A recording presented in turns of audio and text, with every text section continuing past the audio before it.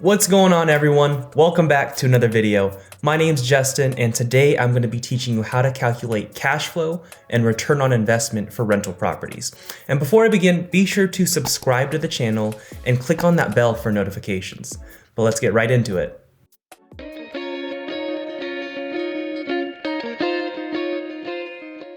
Alright, so the main thing you want to first look at when calculating the cash flow for a property is going to be income.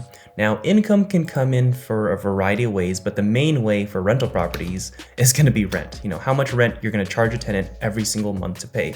But then there's also potentially other, forms of income. Maybe there might be like laundry.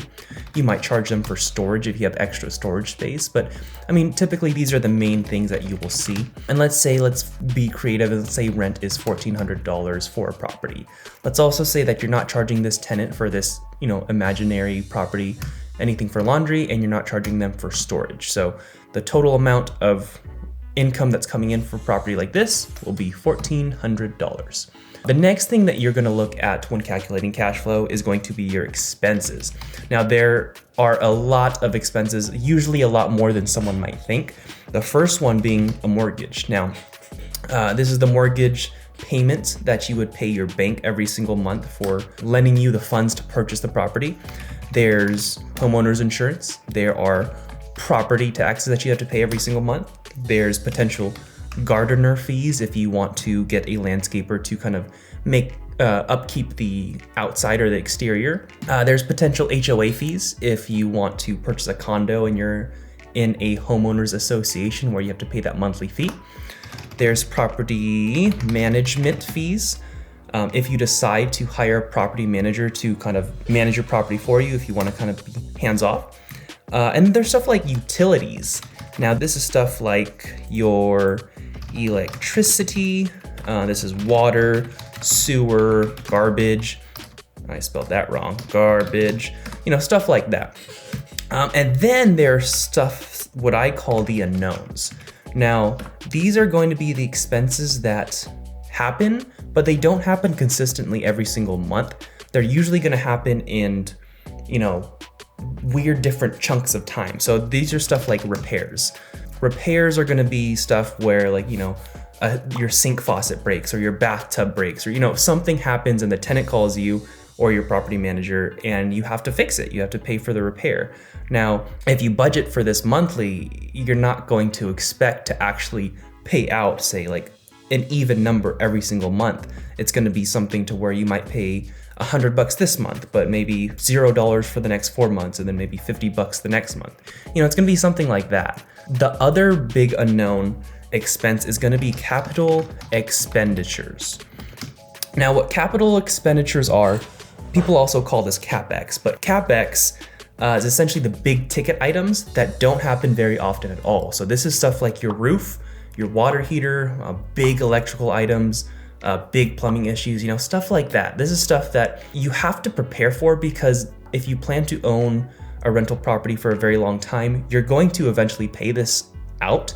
And if you don't budget for it every single month and just save money for it, when those expenses come, you're going to be kind of blindsided. So for your total monthly expenses, it's going to be the sum of all these different items. And now let's make up a couple items for this. Let's imagine that this is a $200,000 home, and let's say your mortgage is $650, not including your insurance and taxes. Let's say insurance is $50 every single month. Let's say your property taxes are $200 every single month.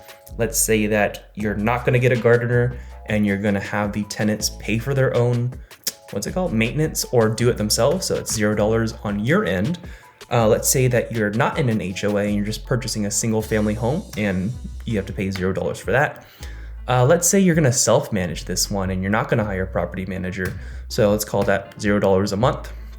Oftentimes, it depends on your market, but utilities can either be paid by the tenant or by the landlord. And in my market, usually the tenant pays for their own utility. So kind of depends on your market or what you can negotiate. But let's say the landlord will pay $0 for these things.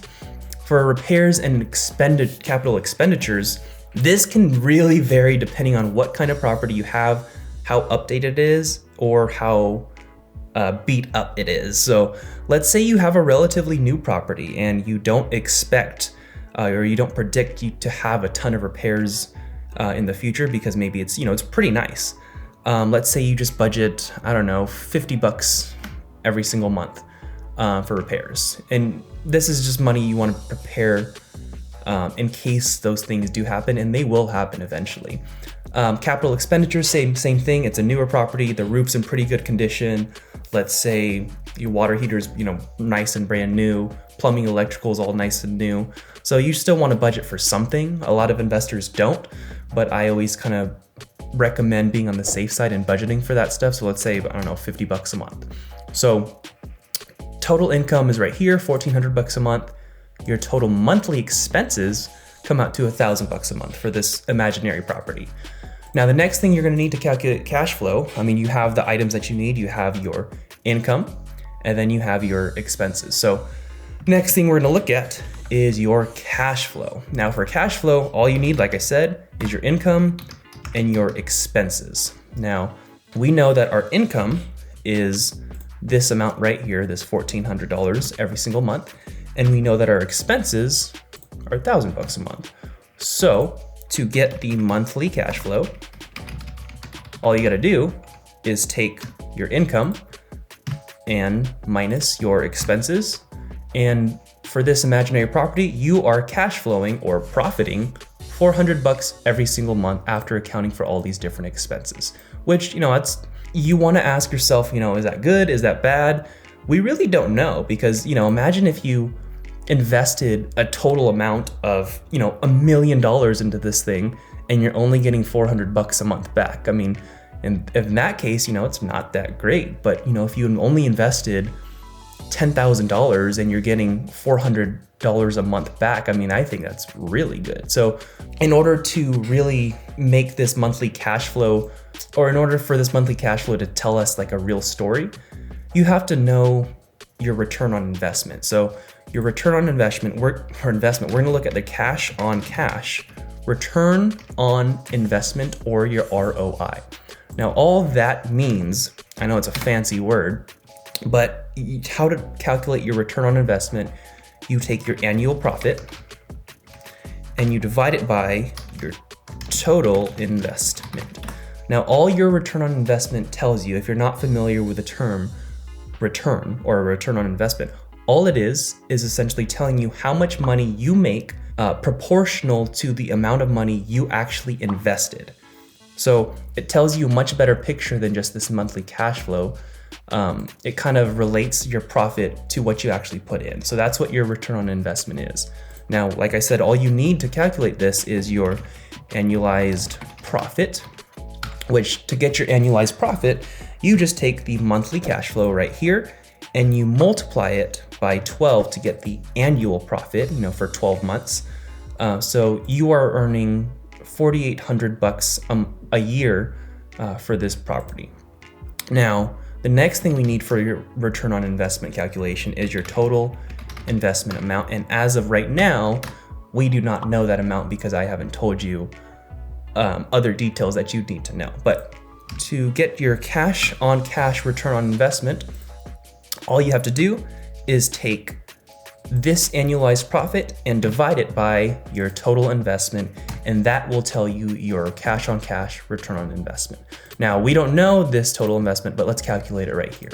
Let's come up with a scenario that makes sense. So let's say your purchase price of this home, you're buying a home and this home is worth $200,000. Let's say you put 20% down for the down payment, which is, I believe, $40,000. Let's also say, I don't know why it does that. Let's also say for closing costs, every purchase you make, you're gonna have to pay closing costs most likely. And it really depends on your market for how much, but let's say in my market, we might pay 3% of the purchase price, which we might pay $6,000 in closing costs. And then there's the fix-up cost or the rehab or renovation costs, which, to keep the number simple, I'm gonna call this $4,000. We're assuming that this is kind of a newer property, doesn't need a ton of repairs. So fix-up cost is at $4,000, and then there might be miscellaneous, did I spell that right? Miscellaneous costs, which could be anything. So I'm gonna call that 0 for now. So now we know our total investment amount, and it's going to be the sum of your down payment, your closing cost, your fix-up cost, and any other costs that you have for the initial purchase. So your total investment is $50,000 for this property, which now I'm gonna make this, my total investment, $50,000.